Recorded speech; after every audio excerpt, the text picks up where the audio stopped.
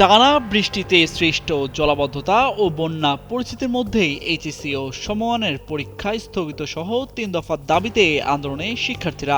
এ আন্দোলন ঘিরে বিভিন্ন প্রভাব বিস্তারের চেষ্টার অভিযোগ উঠেছে নিষিদ্ধ সংগঠন ছাত্রলীগের নেতাকর্মীদের বিরুদ্ধে।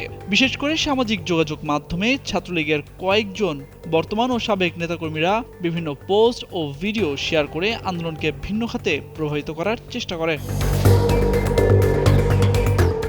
শিক্ষার্থীদের চলমান আন্দোলনের পাশাপাশি সামাজিক যোগাযোগ মাধ্যমে বিভিন্ন উস্কানিমূলক পোস্ট ও পুরনো ভিডিও ছড়িয়ে আন্দোলনের গতিপথ পরিবর্তনের চেষ্টা করতে দেখা গেছে। আন্দোলনে শিক্ষার্থীর বেশে ঢুকে এক তরুণীকে একটি ভিডিওতে বলতে শোনা যায়, আমরা শেখ হাসিনাকে আবার ফিরিয়ে আনতে চাই, পাশাপাশি শিক্ষামন্ত্রীর পদত্যাগও চাই। ভিডিওটি সামাজিক যোগাযোগ মাধ্যমে ছড়িয়ে পড়ার পর তা নিয়ে বিভিন্ন মহলে আলোচনা শুরু হয়েছে, তবে তার পরিচয় জানা যায়নি। এছাড়া অনেক বহিরাগত শিক্ষার্থীদের মধ্যে ঢুকে পড়ে আন্দোলনের মোড় ঘোরানোর চেষ্টা করেছে বলে মঙ্গলবার রাজনৈতিক অঙ্গনে আলোচনা হয়েছে। One parcel, more ways to send. Pathao parcel has expanded.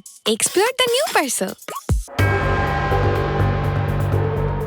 এদিকে জগন্নাথ বিশ্ববিদ্যালয়ের নিষিদ্ধ ছাত্রলীগ কর্মী মোহাম্মদ ওমর ফারুক প্রিন্স তার ফেসবুক অ্যাকাউন্টে ছাত্রদলের সভাপতি রাকিবুল ইসলামের নামে একটি কথিত ফটোকার্ড শেয়ার করেন। অভিযোগ রয়েছে ফটোকার্ডটি ভুয়া।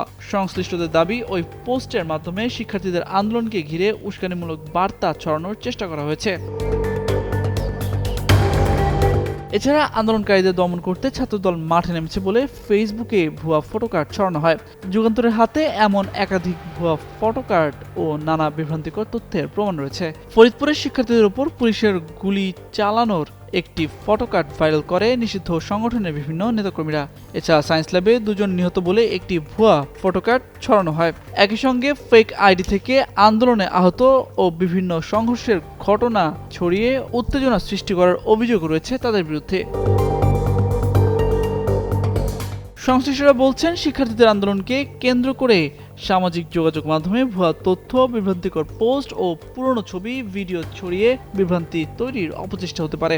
তাই এইসব তথ্য যাচাই বাছাই করে ব্যবস্থা গ্রহণের পাশাপাশি আন্দোলনের যৌক্তিক দাবিকে রাজনৈতিক অপপ্রচার থেকে দূরে রাখার বিষয়ে সবাইকে সতর্ক থাকার আহ্বান জানিয়েছেন তারা। তামজিদ মির্জা, যুগান্তর নিউজ।